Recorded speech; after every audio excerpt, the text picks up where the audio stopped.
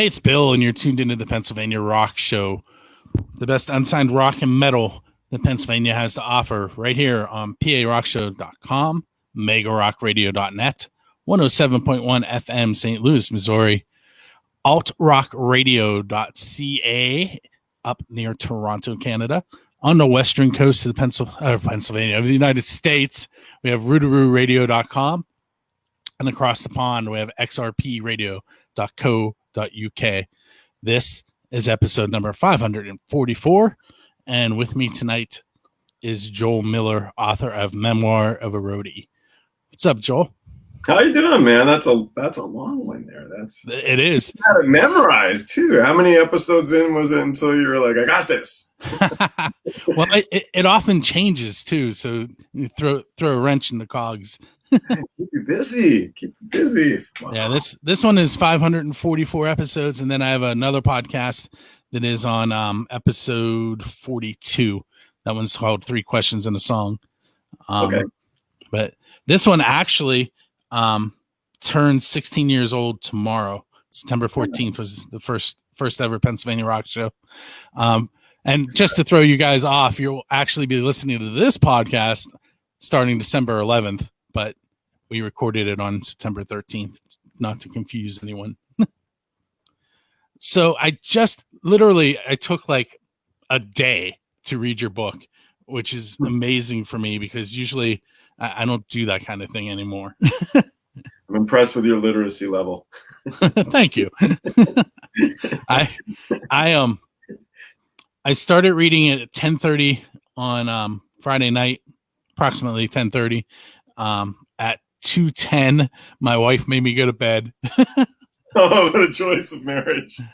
And I got up again right around 8 a.m., which is when I sent you the Facebook message telling you that I had made it halfway through already. It was very. First of all, let's tell everybody the premise behind the book. I'll let you give a little bit of inside information. So the book is called Memoir of a Roadie, and initially it was actually called Axel Said I Made a Great Cup of Tea, and then people were saying that doesn't, we don't know what your book's about, and I'm like, I don't care. But I wanted the tongue-in-cheek. I wanted it to be funny. My goal was to make the reader laugh, hopefully quite a lot.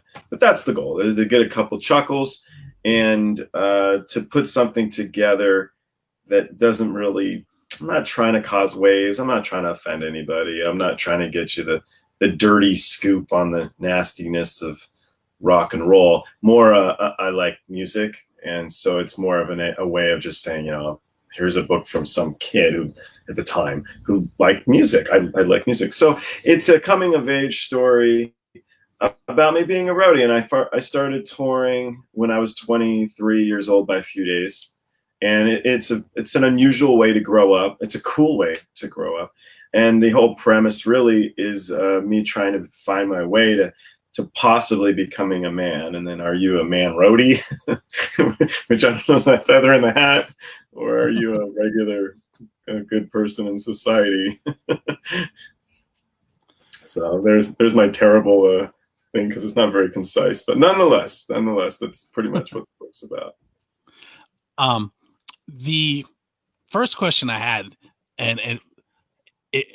if you read the review, and those of you that probably may or may not have read it yet, it is right here on the screen. If you're watching the video, it's buildascene.com/memoir-of-a-roadie. One of the things that I mentioned was that I was sharing the titles as I was reading it. I was sending it to people in the music scene. I'm like, look at this chapter title. So my question to you is, how quickly did those titles come to you? And did you really have to think about them, or was it just quick? Like, okay, they're actually quick. It takes a long time to write a book, but the chapter titles were actually quicker than you'd think, because I got a couple that I think are great. The Donald Trump, whatever, does the carpet match the? There's a few. I'm sitting there. I'm laughing away to myself. I don't know if anybody else thinks it's funny. I don't know, but I sure did. So I'm sitting there chuckling away, coming up with some of the titles, and I had fun with the titles. That was one of the more enjoyable parts of it, because when you're putting your own book together, you can do whatever you want. So I had fun with that part. Yeah, I liked it. I also liked the Roadie ramble sections where you just kind of went off on a tangent on something, and I don't want to give too much information away on them. But I don't think you are. Yeah, I mean, that the intent there was, I don't know. I wanted to do something a little different. I wanted to, and they're completely separate than what the rest of the book's about. And I'm trying to create like a little bit of a break. And then when you go back to it, it's cool, but you get a chuckle or maybe an insight, but most of them are chuckles. And I also think it's kind of who I am. I'm kind of a tangent person anyway. I go off on this side and then I'll bring it back around if I remember and I'm not drunk. I'll bring it back in. But that was the idea, the Roadie ramble moments. And those were fun for me. I enjoyed writing a lot of those. I thought they were hilarious in my own twisted head. So this one, this is a tangent for me outside of the book, sort of. My dad is a huge fan of Jay Leno's Garage. Oh, okay. And my dad actually has rebuilt a 1931 Ford Model A Victoria, a 1937 Ford two-door, TUDOR. I can't pronounce that for some reason. And a 1955 Ford Crown Victoria. And when my kids and I go to his house, he's always pulling up different car shows and saying, check out the car that so-and-so was working on, or check out this episode of Jay Leno's Garage. And his garage on that show is huge, and it's just car after car after car. Yeah. Is that really what it's like? Well, I hadn't been to his garage since I was a kid, and he had an airplane bunker when I was a kid. And yeah, it's huge. It's an airplane bunker. But since then, I think he's built his own thing. But I haven't been there as an adult, so I'm not really sure what he's going on. But I'm sure he's got so many cars. The guy's never sold a car in his life. It's amazing. He's a really true enthusiast. He loves it. Loves everything about him. He thinks it's really cool. He's a good guy. I like him. I think he's a good dude. One of the cool things in the book is your interactions that you had with the various band members. And before reading it, I actually thought that it was going to be more like a feudal system where like the band never talked to roadies and the roadies never talked to, and I was surprised to see we're all scumbags. we're all on the bottom of your list. We all stick together, man. Were there any interactions that you could tell us about that didn't make the cut in the book? Huh. While eating, you're saying, or just in general? Just in general. There was a bit of a fun one. Somebody asked me in another interview, "Have you, who would you be starstruck by, or who? When do you see a celebrity?" And it's really far and few between. But I was at a bar on Sunset, and at the time I was actually working for Guns N' Roses, and the bar was owned by the drummer from the Police's brother, who passed away now, and it was called the Backstage. And I was in there with a big group of girls and or women, I should say, a big group of women. And we were hanging out, and in comes Jimmy Page. And it's not like he's hiding with a beard or anything. It's just totally straight Jimmy Page. And I'm looking and I'm kind of like, whoa. And so he's coming in, he's talking to the dude. And my girlfriend at the time, she's like, I'm like, it's Jimmy Page. And she's like, and she came from Santa Barbara. So she's sitting there, and I'm like, Stairway to Heaven. And she's like, yeah, I don't know what you're talking about. So Jimmy Page comes and sits at the table I'm at. And I'm thinking, like, oh my God, that even Axl Rose would have been like, oh, wow, Jimmy Page. So he sits down at the table, and there's maybe 10 women at the table. He shakes everyone's hand but me. But I'm at the far end. Okay. Nothing weird, but I'm sitting there like, oh man, I wanted to shake Jimmy Page's hand. So he sits down, he's hanging out, we're all just chatting for a bit. And this lady, she's like, I was one of your groupies back in the early 70s or 60s. And he gets up and he leaves. And I'm looking at her like, you scared Jimmy Page away, lady. You scared Jimmy Page away. And then years later, I was working with Toad the Wet Sprocket. They're a band out of Santa Barbara. And the girl I was dating, she's like, Toad the Wet Sprocket? She's like, I went to high school with them. So she was starstruck. So I was writing, his name's Dean. He's the bass player of the band. And so I'm like, dude, I mean, you're bigger than Jimmy Page, bro.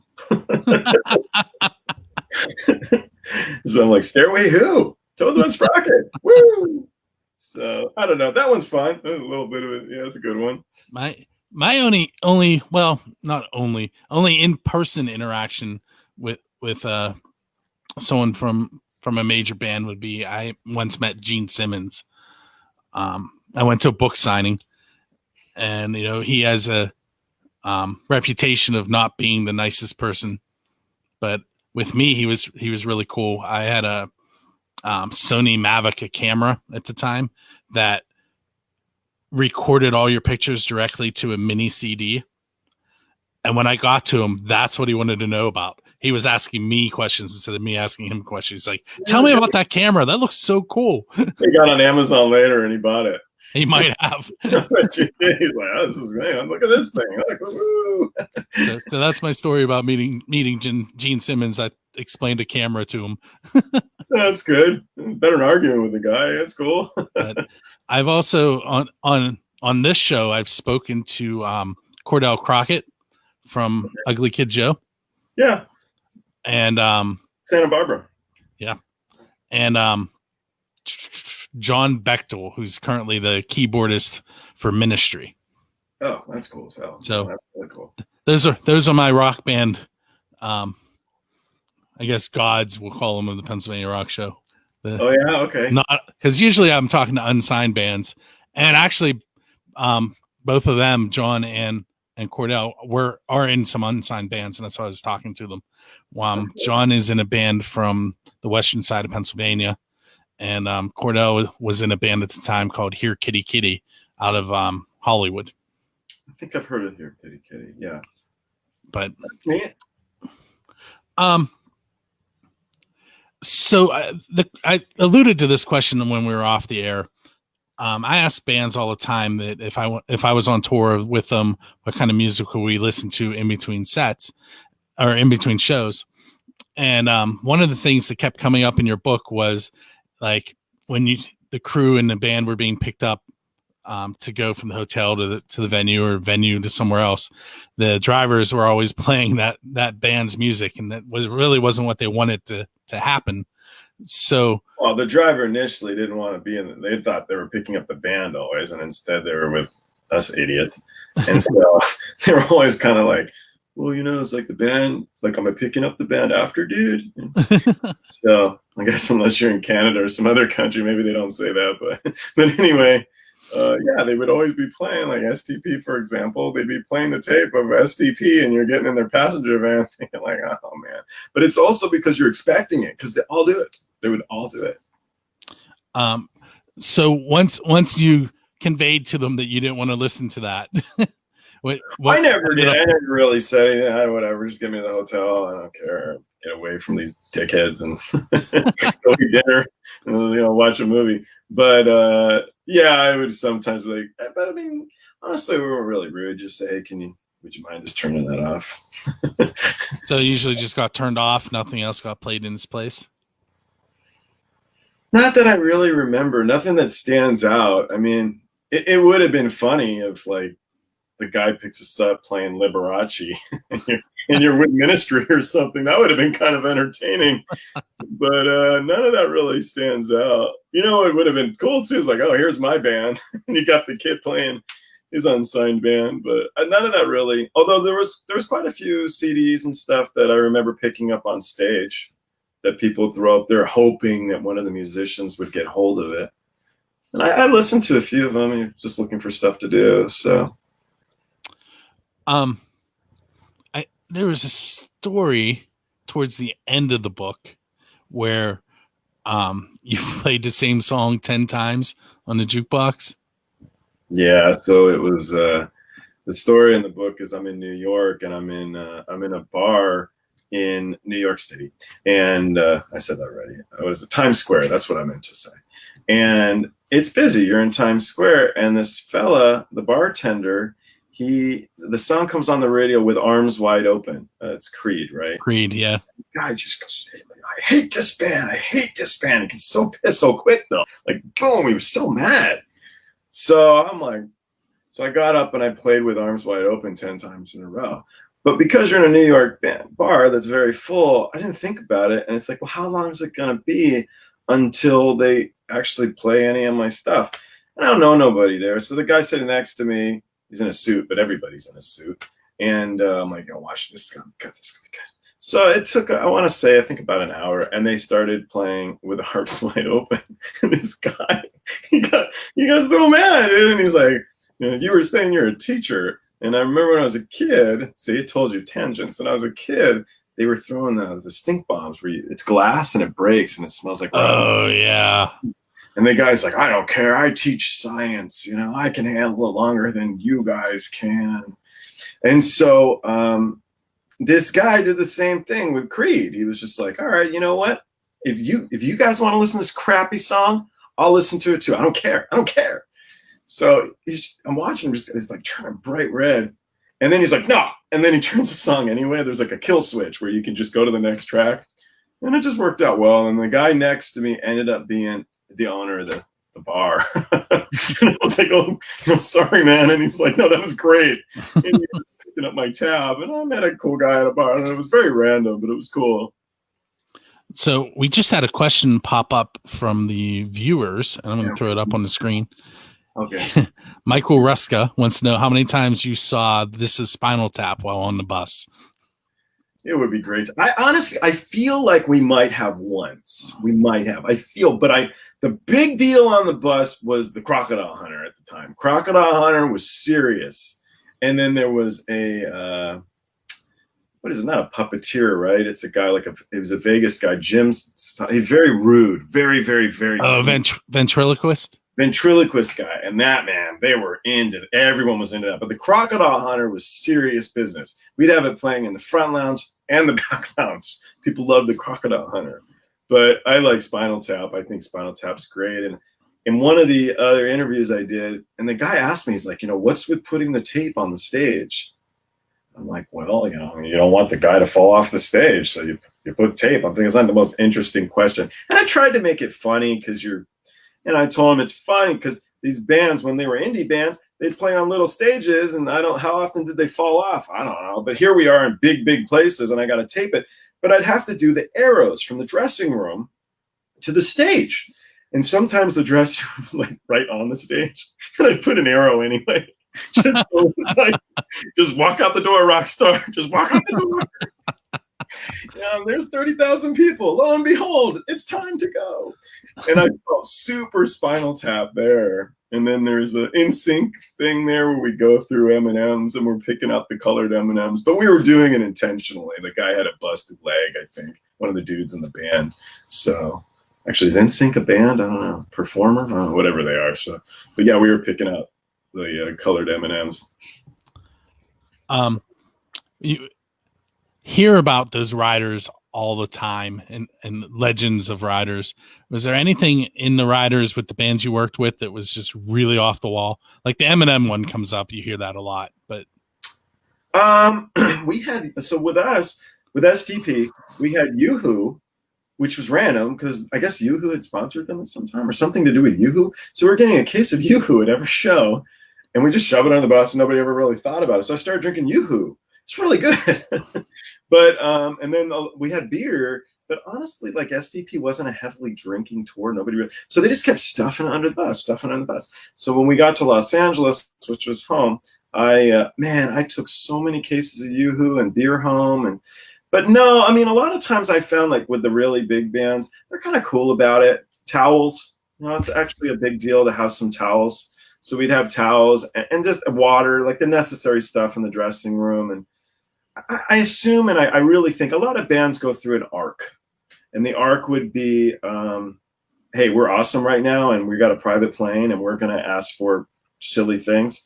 And then I think you get past that, and then it's a little more respect of like, yeah, I mean, if we could get some towels and some water, you're back to your roots. We'd be happy things, though, you know. Or we have a private chef, so we don't need you anyway. The tea story with Axel. I find, I mean, that person, they had one person that went to Rio to make tea. Yeah, yeah, he was the tea guy, and he didn't make it. He actually missed his plane, so he never got there to make the tea. I made the tea, and I mean, I know it's in the book title, but it's very funny how this tea thing has become this, like, you know, there was this Guns N' Roses forum, and they're talking, it transitioned into like, what kind of tea does Axel drink? And I'm kind of thinking like, you really care? But like, what'd you do with your tea? I'm like, well, I was 23 years old or whatever. I don't know, I put a lot of sugar in it, some lemons, yeah. And he's like, that's some good tea. And so I'm friendly with Dizzy. Dizzy's the keyboard player. You were mentioning keyboard players earlier. Dizzy's the keyboard player for Guns. And he's been with Guns, I want to say, since like 1991, 92. So a really long time. And we're pretty friendly. He's a good fella. And so when I talked to him, like, yeah, so the book, it's called Axel Said I Made a Great Cup of Tea. He said, that's like the best name you come up with for your book? I'm like, yeah, it's pretty good, right? And he's going, well, why? I'm like, well, you know, I only really had 2 conversations with Axel. And the first one was like, hey, dude, can you make me some tea? And then afterwards, you know, he drank the tea, and he's like, hey, man, he goes, you know, that was some good tea. And Dizzy's like, well, I mean, that's like one conversation, Joel. Well, it was a different time, so I consider it 2 conversations. So he's like, all right, whatever. So I don't know. And my couple of my buddies, the guy who did the graphics and stuff for the book, the front cover, it's like, that's the best title ever. I'm like, it's in. That's what we're doing. We're doing it. So we ended up using that. But yeah, there was a guy to make him tea, and then the guy, I don't know, he never showed up. He never went to Rio. So, but I made the tea in. It was actually here in the States. I never made tea in Rio. I've lost my tea making privileges. Speaking of Rio, you kind of got grounded when you were there. Yeah, I got in trouble. So what happened was, a couple guys on the crew, they wanted to go see what a favela is. Now, a favela is where it's some of the worst slums there are in the world, if not the worst. And we walked through this favela. Well, the only reason to go in there would be to get drugs. And so I had kept my money, my per diem money. I had like a couple grand, I think. I kept it on my person. I was worried about leaving it in the hotel. And so I'm walking through this slum with a lot of money. And when we got out, these cops, they stripped us down naked in the middle of the street where there's like hundreds of cars driving by. And they're giving us honks, as they should, right? Because we looked great. The buff, I looked amazing. And I'm holding all this money in my hand. And I was just thinking, I'm just going to run if the guy tries to take my money, which is the dumbest thing anybody could do. But luckily, nothing really happened. So we get back and we go to the pool. Everybody kind of hung out at the pool at the hotel. It's a safe spot. And I'm telling people how we walked through this favela, and these cops had stripped us naked. And so when my boss heard about it, he was really, really, really mad at me. And so I was stuck. I said I had to stay at the pool every day or go to the rehearsal studio, which I had to do every night. But I'd sit at the pool every day and drink beer. And it was this whole with the band, right? With all the bands. Yeah, it was the Foo Fighters and Papa Roach. And we all just drank all day. It was a very difficult job. I'm telling you, man, this was tough. Really tough. Terrible time. That's I have a mission to interview Dave Grohl. And every so often I tag the Foo Fighters, and or I'll put out a status saying I want to talk to Dave Grohl. I've never ever gotten a response, but he's a really nice guy. I mean, honestly, if you were in the right place, I'd be surprised if you wouldn't be able to. And he's funny. He's a lot funnier than me. He's a funny fellow. He's on it. He's a good dude too. A lot of these guys they're good people. I think a lot of people in music I like. I think they're cool. We got a lot of together. It's this guy asking again. Was I on tour with GNR and Metallica? I wish I was, but I think when they did that tour, I was in high school. So I did see Metallica play once. It's okay, right, to jump and answer this, Bill? I'm Yep. not stepping on your toes. Okay. Nope, you're good. Okay. I did see Metallica play once. They were playing with STP, and you get that feel. I'm not a huge guy. I'm like, I'll say 5'9" because we're on sort of TV. I don't know. It's being recorded, so I'm 5'9". So I don't know. I'm 5'8", and I just felt like somebody bigger is behind you, you know. And I turn around, and it was Lars behind me, and I'm sitting there, and I'm kind of turning. I'm like, oh shit! I look around. There's Kirk Hammett, and I'm surrounded by Metallica, you know. And I'm just kind of like, oh. And then James Hetfield was there. He's like, I'm on your way, brother. You know, kind of looking at him like, you fucking Metallica, man. Hey. They sat there and they watched STP play. But it was cool because they all watched the whole set. They watched STP play, and I talk about it in the book, and it is, for me, it was a big deal. I felt like I was special, because the band I was working for, everybody wanted to see, including guys like Metallica, you know. And why would James Hetfield want to watch another show of anybody? But when they do, it makes you as a fan, because you're sitting there going, these guys have toured for years, and they're like some of the best musicians in the world. And if they're wanting to watch it, boy, are you in some lucky shoes today. What an opportunity you got. It makes you feel cool about it all. I would love to have seen that tour, though, man. That would have been so cool. Hopefully I got to. Just because we haven't mentioned all the bands, why don't you go ahead and mention all the bands that you worked as a roadie for real quick? So I was on the actual payroll for them. Would be Stone Temple Pilots.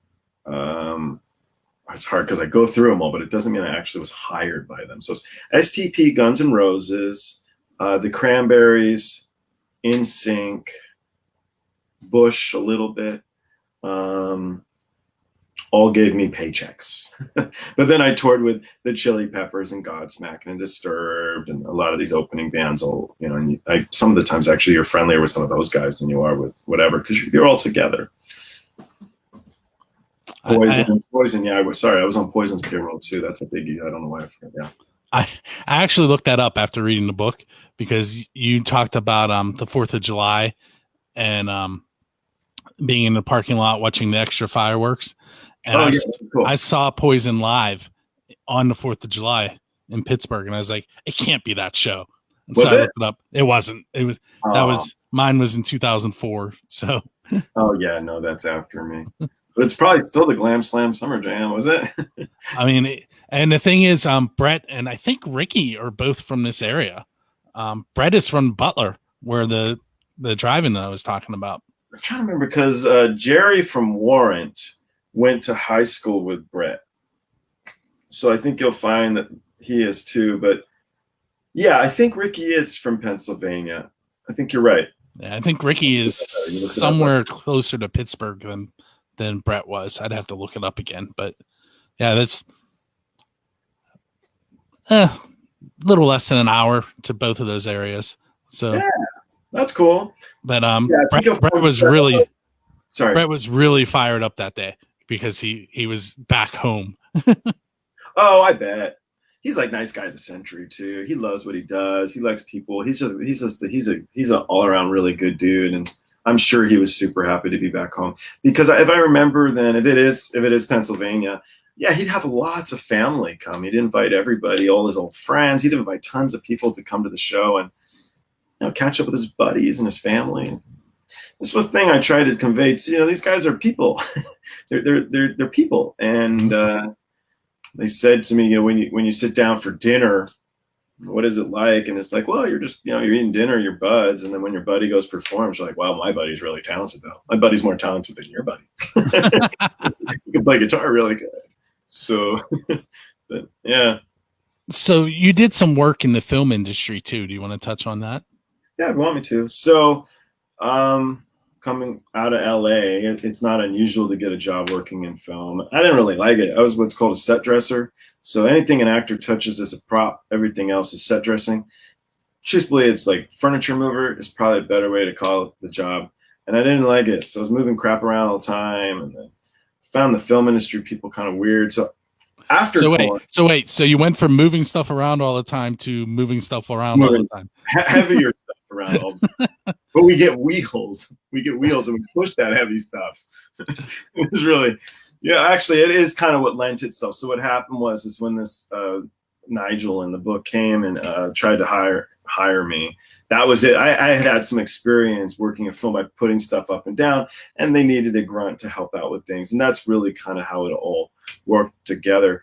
But after music stuff, I made a movie, and I went back to the film world, and I was doing this interview, and they asked me, they're like, so what's the big difference between film and music?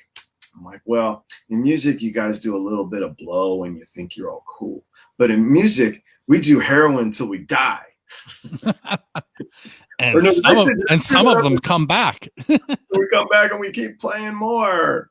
No, but then I might have messed it up. Did I say film? The first one's supposed to be in film. You guys do a little bit of blow and you think you're all cool. I don't know if I messed it up or not. But anyway, that was the joke. And I thought that was really fitting. But I was just more of a music guy. I've always enjoyed music more than film. When you were out on the road, what was the hardest thing about being on those tours? It doesn't sound cool, but it's lonely. It's really lonely. So as I started to get older and get more comfortable in my shoes touring, I didn't know if it was what I wanted to do because I was getting lonely. There wasn't anyone around you. Things happen back at home. People get married, people die, people get a new car. I don't know. And you're missing all of it. And I thought, well, maybe when I get older, if I do have a family, I'm never going to see them. Is this what I want to do? And as it was really developing into an actual career and not just a cool experience, I started to think, maybe I should think about whether I want to do this forever. So not the coolest answer, but it's true. What was your favorite venue that you set up at, and why? What about it excited you? Okay. So there's a few. So basically, I really like the people in New Jersey. It was at what's the name of the place?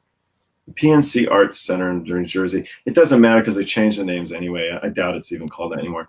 But I liked that venue because it was a lot of the stagehands were family, and they were really nice people. It was a dad and his grandpa and his daughter. I loved that, and I thought that was really neat.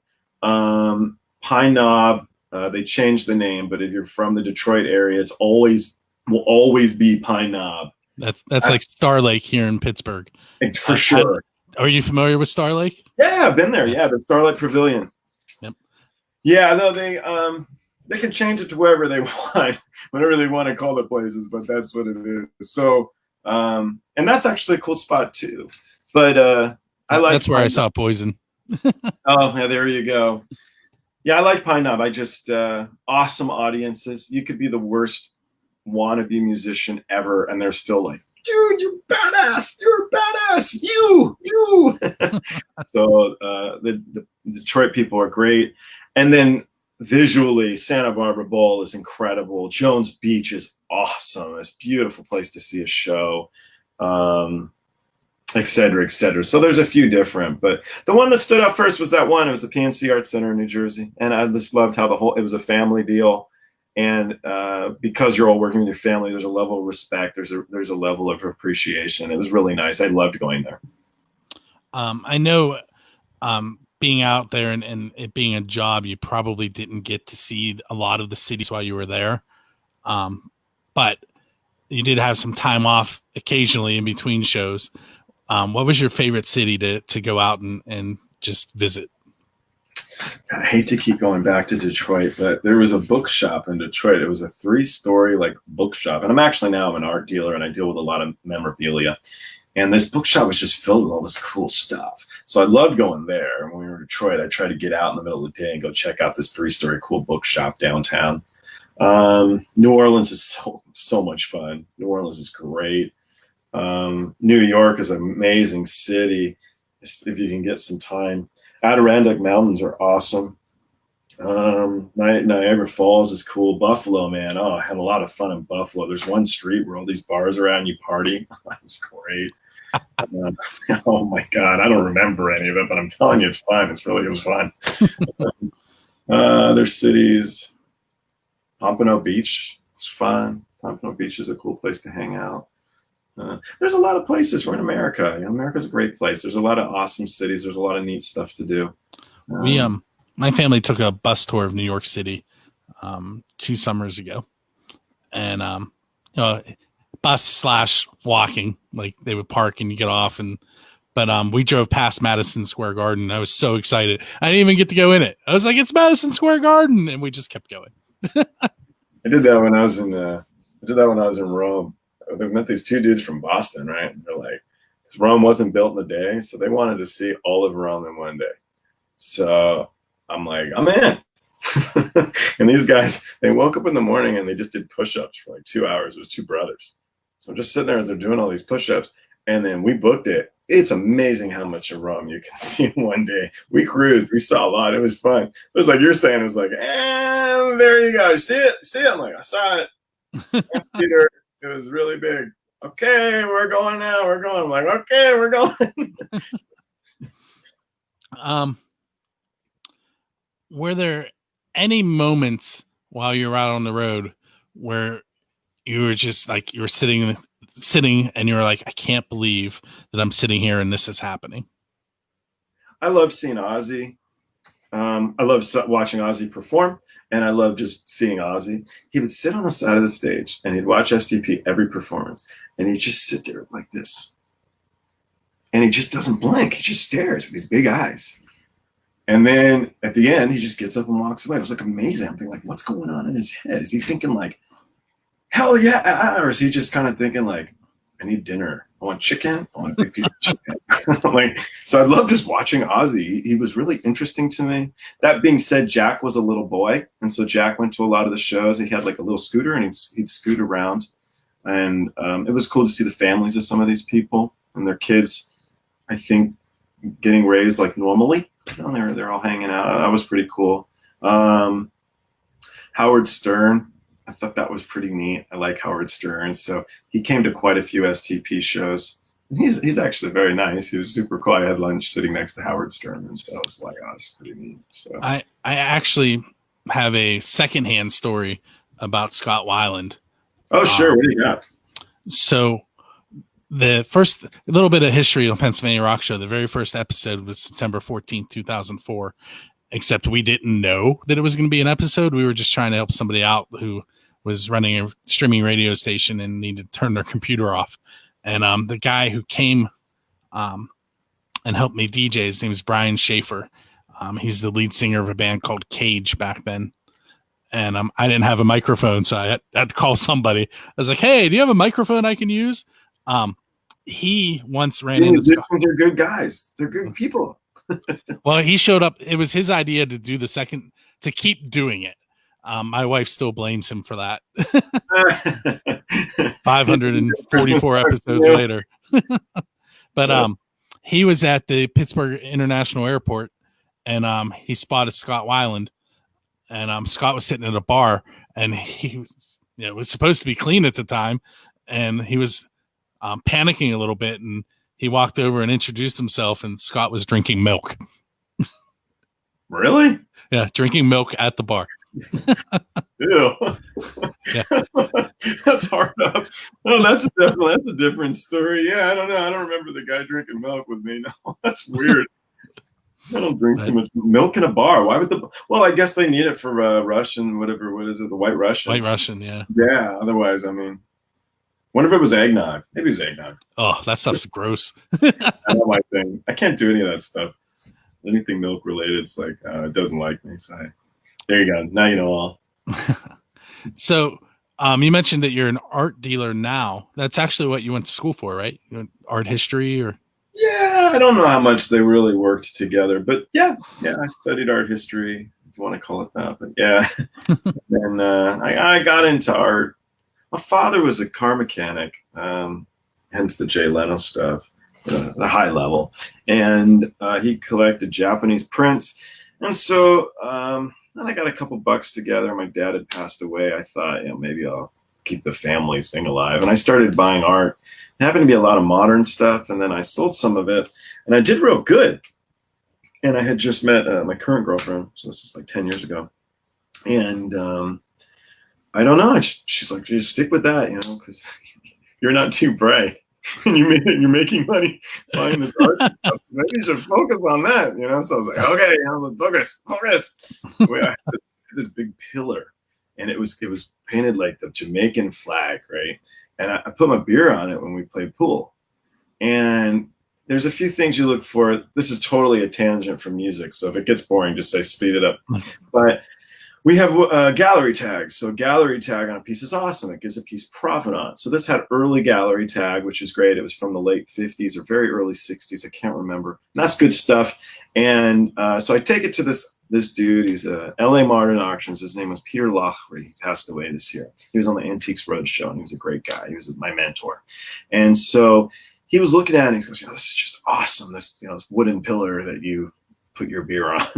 And so he's like, well, the artist actually lives in LA, and maybe he can fix it up a bit. It's got a few nicks here and there. I'm like, oh yeah. So I drive it down to meet this dude. His name is Vasa Milevich, Vasa. And he's a teacher, actually. He's a professor at UCLA. And so I get there, and the dude, he just starts crying. And I've got his little Pomeranian dog. I'm sitting there holding his dog, and the guy's crying his eyes out, looking at this wooden pillar. I'm like, maybe he told him about the beer. I don't know. It was the first piece he sold as an artist when he moved here from, I think, Romania or Yugoslavia or something. And so it was like, it's coming to me at the end of my life. It's full circle. He's like, don't touch it. Don't touch it. Leave it as it is. I'm like, okay. So I hand him back his dog. I go back to the auction house, and the guy said, just don't touch it, man. He was crying and stuff. And the thing sold pretty well. I made like $5-6 grand on this pillar. But it was a super cool experience. I really enjoyed it. I liked meeting this artist guy. And so I stuck with it, and I started to do really well.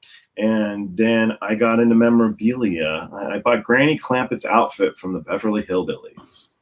And that opened a whole new world. That sold gangbusters. And so then I started buying other stuff. And now I do some music memorabilia, actually. So I have the original handwritten sheet music right now for Pink Floyd, The Wall. That's awesome. It's amazing. So it's Michael Kamen's. It's the whole album. It's his whole deal of all the orchestral movements. It's an incredible thing. It's a beautiful, amazing thing. And so stuff like that. I just got a LL Cool J from Celebrity Deathmatch.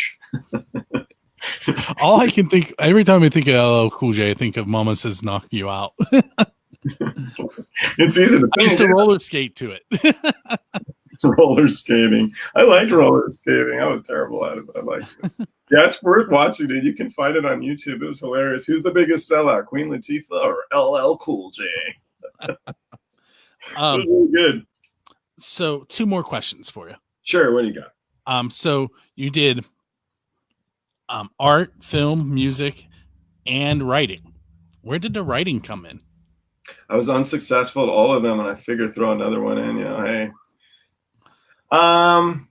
Actually, so on STP, I went home and I bought myself a laptop computer.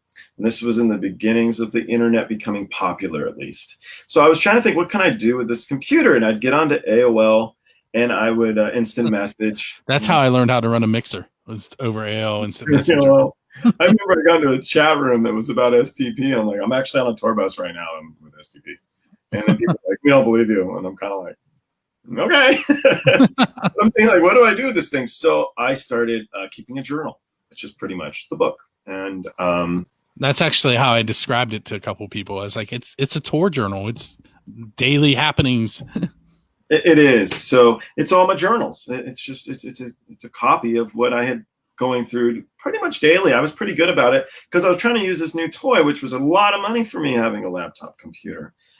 So I liked writing. And then through the film I told you I did, it was called The Still Life.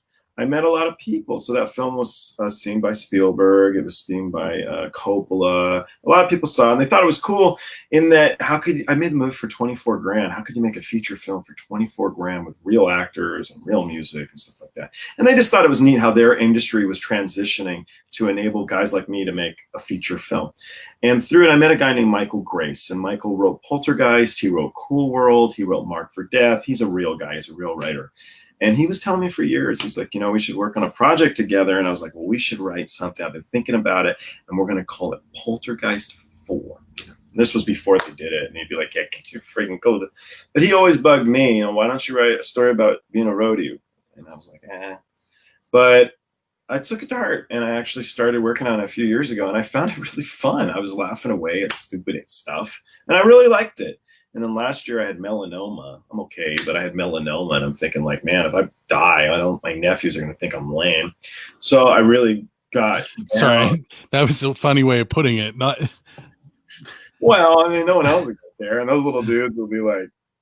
So I figured I finished the book, and I worked it's so much. And I finished. I called Michael. I'm like, you know what, man, writing a crappy screenplay is hard, but writing a crappy book is really, really hard, man. Yeah, that's why I've never done it. I'm like, it's really, really, really a lot of work. So I've been working on the audio book now, which I thought would be a lot of fun, but that's hard too. It's really tough.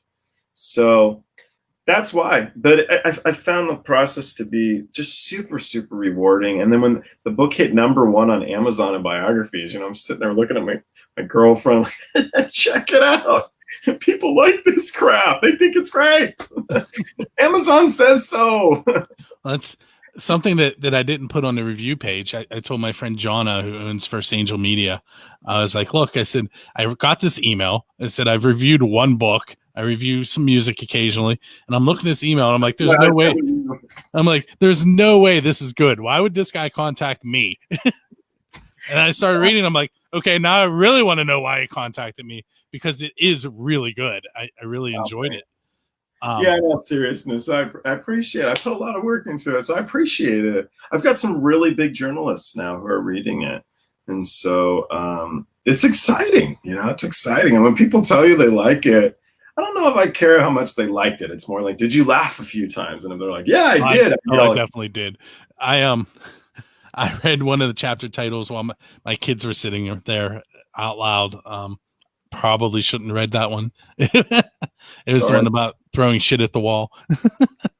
My favorite one is the weenie roast, a good place to meet a groupie. I've laughed at that for days. I'm like, it's the best title ever. All right, so have fun with it. That's what music's supposed to be about, or maybe life in general. But I mean, have fun. Why Metallica? This guy Michael was writing about Metallica. Yeah, what made you like Metallica? Because it was awesome. That's why. So a little bit of laughter, a little bit of fun in life is, if you can find it, I think it's a luxury. It's great, especially with all the crap going on today. So my last question, it's probably the easiest one. Good. I'm ready. Where would you prefer that the listeners pick up a copy of the book? On Amazon or somewhere else? Or it's only on Amazon. It's a very easy one to answer there. Well, there you go. It's got one place. It's only on Amazon. Amazon makes it really easy. Yeah. Honestly, I don't really buy anything from that. I don't even know how to use it. It's hard to upload your book.